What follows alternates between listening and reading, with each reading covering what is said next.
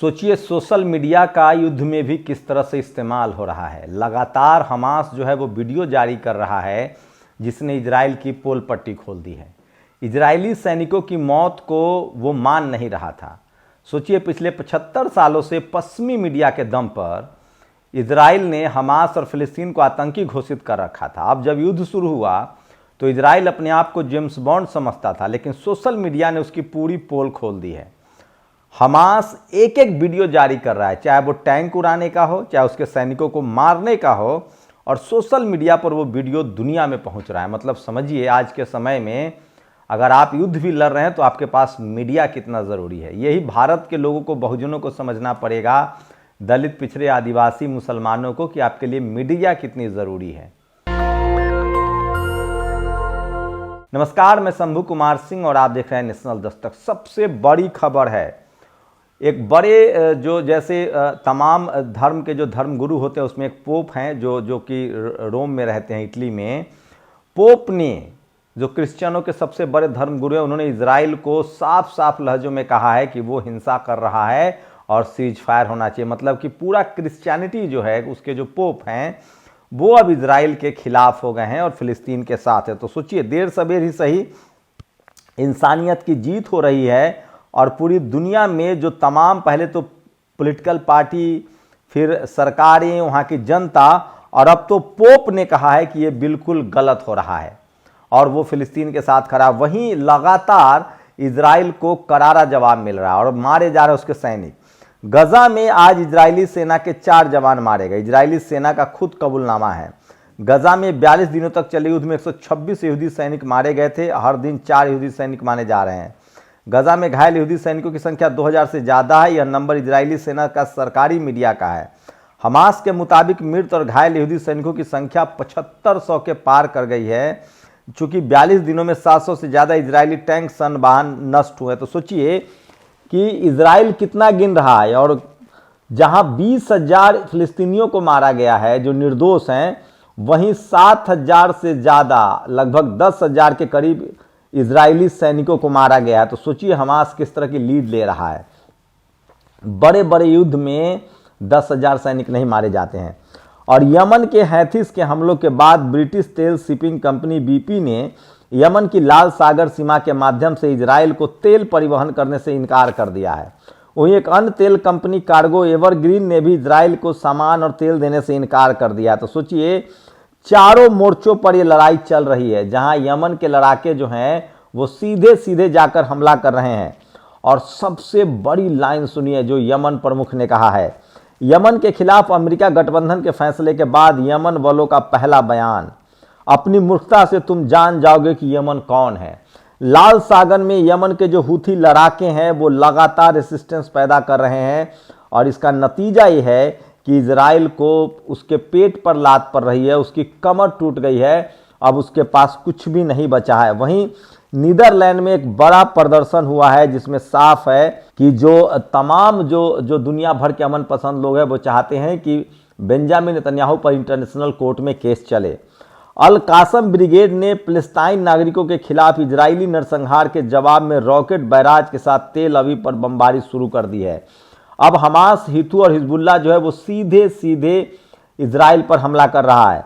और ईसाई जगत के महामहिम पोप फ्रांसिस ने गजा में इजराइल आतंकवाद की बाकायदा नाम लेकर भर्त्सना की। उन्होंने कहा कि निहत्थे नागरिकों, बीमारों, विकलांगों, ननों को मारा जा रहा है। यह होली फैमिली पारिस के परिसर में हुआ जहां एक मां श्रीमती नाहिद खलील एंटोन और उनकी बेटी को मारा गया है। तो सोचिए पूरी दुनिया अब उसके खिलाफ हो रहा है। जो सबसे बड़ी खबर है जो सोशल मीडिया पर बता रहा हूं, ये तस्वीरें देखिए। यमन के हूथी आंदोलन ने इजराइल के खिलाफ 25 समुद्री मील की स्पीड पर 300 किलोमीटर की रेंज वाली अपनी एंटी शिप बैलिस्टिक मिसाइल का सफलतापूर्वक इस्तेमाल किया और इतिहास रच दिया।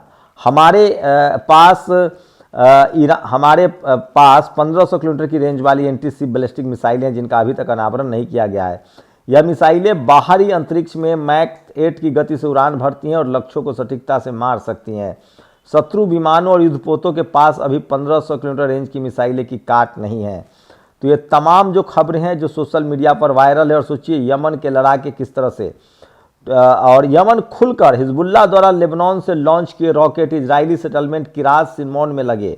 वहीं एक इमारत में आग लग गई है, पूरे इलाके की बिजली चली गई है। तो सीधा सीधा अब नेवेग इजराइल में सोरोका अस्पताल, पिछले 24 घंटों में गजा की लड़ाइयों में घायल हुए 28 इजरायली सैनिक भर्ती किए गए हैं।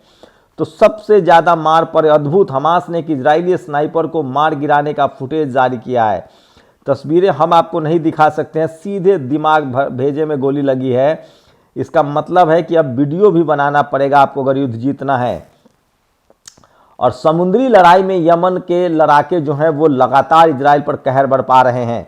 यमन को अमेरिका और इजराइल हल्के में ले रहे थे। पिछले कई दिनों से यमन ने लगातार रेड सी के रास्ते इजराइल से धंधा करने हेतु हथियार पहुंचाने वाली हर शिप पर हमला किया है। इजराइल और उसके समर्थक देशों को हजारों करोड़ डॉलर का नुकसानदायक हुआ है। अब अमेरिका ने लाल सागर में नेविगेशन की रक्षा के लिए Bahrain, Britain, Canada, France, Italy, Netherlands, Norway और सेशल्स से मिलकर एक बहुराष्ट्रीय बल की गठन की घोषणा की। यमन में सर्वोच्च राजनीतिक परिषद के सदस्य मोहम्मद अली अल हैथी ने कहा, संयुक्त राज्य अमेरिका ने बार बार सना में यमनी गणराज्य के साथ सीधे संचार की मांग की है, जिसे अस्वीकार कर दिया गया है। हत्यारों के साथ सीधे संचार करना हमारे सम्मान से नीचे है। अमेरिका आतंकवादी है। तो यमन, और सोचिए एक भी खाड़ी देश इसमें नहीं है, सिर्फ एक खाड़ी देश जिसकी बात कही जा रही है, बहरीन। तो बहरीन भी उसको धोखा देगा। और अल कासम लड़ाकों ने टीजीबी और आरपीजी सेल्स के माध्यम से गजा पट्टी में एआई मुखधरा क्षेत्र में एक इमारत के अंदर डेरा जमा आईडीएफ दलों को निशाना बनाया है। तो सबसे ज़्यादा नुकसान आज गजा में, तो सोचिए ये तमाम खबरें हैं। आज गजा से थोड़ी दूर वेस्ट बैंक में भी झड़पें हुई हैं। रेसिस्टेंस के 5 जंबाज शहीद हुए, लेकिन लड़े सुबह से शाम तक। उनका नेता तुल्केराम का महमूद समेर जबैर था, जिसका एम्बुस एक्सपर्ट माना जाता था। तो सोशल मीडिया पर ये तमाम वायरल खबरें हैं।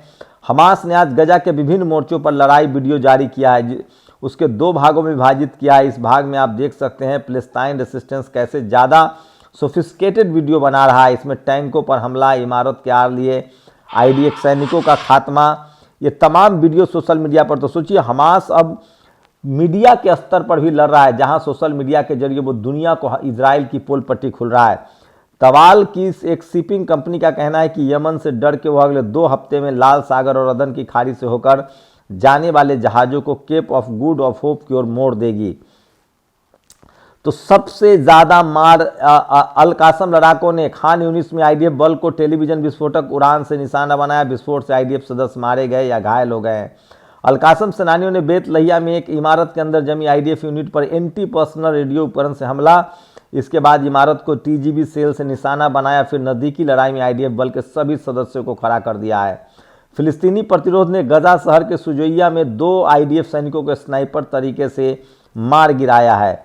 और ये तस्वीरें देखिए किस तरह से यमन के जो लड़ाके हैं वो सीधे सीधे जो पानी के जहाज हैं उनको उड़ा रहे हैं। तो इससे आपको डिटेल्स में बता रहा था। सोचिए अब तक सुपर पावर बने इजराइल की क्या औकात हो गई है। लगातार उसको हमास जो है गजा पट्टी और वेस्ट बैंक में मार रहा है। हिजबुल्लाह के जो लड़ाके हैं वो सीधे सीधे इजराइल पर, तेल अवीव पर हमला कर रहे हैं। और जो हूथी यमन के लड़ाके हैं वो समुंदर में न हथियार आने दे रहे हैं, न अर्थव्यवस्था, तेल, कोई भी सामान नहीं आने दे रहे हैं। तो इजराइल को चारों तरफ से घेरा गया। वहीं पूरा का पूरा खाड़ी देश जो है अब पूरी तरह से फिलिस्तीन के साथ है। रूस, चीन और ईरान, खासकर तुर्की, ये तमाम देश जो है दुनिया के लगभग देश जहां राजनीतिक रूप से यूनाइटेड नेशन में इजराइल के खिलाफ खड़े हैं। अब तो पोप ने भी कह दिया है कि इजराइल गलत कर रहा है। तो पूरी दुनिया इजराइल के साथ है, इसलिए तानाशाही ज़्यादा दिन चलती नहीं है। तानाशाही का बड़ा भयानक अंत होता है, जैसे हिटलर का हुआ था। लेकिन जो सबसे खास बात है, सोचिए कि अगर सोशल मीडिया न होता तो हमास और फिलिस्तीन के बारे में दुनिया को नहीं पता चलता कि आतंकी हमास और फिलिस्तीन नहीं इजराइल है। इजराइल की करतूतों ने पूरी दुनिया को में इजराइल को बेनकाब कर दिया है। उसी तरह से भारत में सोशल मीडिया ने मनुवादी पत्रकार, तमाम मनुवादी विचार को जिस तरह से एक्सपोज किया है। तो सोशल मीडिया का दौर है और आज के समय में आपके लिए सबसे ज़्यादा जरूरी है कि आप खबरों से बेखबर न रहे। सोशल मीडिया के जरिए सच्चाई जानिए। सोचिए सोशल मीडिया न होता तो हमास और फिलिस्तीन को आज़ादी न मिलती और वो अभी भी आतंकवादी कहे जाते, जबकि अब आतंकवाद का ठप्पा इजराइल पर लग गया है। उसी तरह से भारत में जिस तरह से बहुजन नेताओं को भ्रष्ट कहा गया इस मनुवादी मीडिया के जरिए, सोशल मीडिया ने उनको अब फिर से एस्टैब्लिश कर दिया है। तो ये है मीडिया की ताकत। युद्ध हो या राजनीति हो या जीवन में और भी कोई बेहतरी का काम हो, आपको मीडिया का इस्तेमाल करना पड़ेगा। इसलिए सोशल मीडिया से जुड़े रहिए और हमेशा निष्पक्षता से, ईमानदारी से और पीड़ित के साथ खड़े होइए। यही मेरी कोशिश है, नेशनल दस्तक की कोशिश है। हम लोग पीड़ित फिलिस्तीन और हमास के साथ खड़े हैं, जिनको पश्चिमी मीडिया ने मनुवादी मीडिया की तरह आतंकी और प्रचारित किया था। जबकि सच्चाई है कि अब सोशल मीडिया ने इजराइल को एक्सपोज कर दिया है और पूरी दुनिया में अगर कोई आतंकी है तो वो इजराइल है। शुक्रिया।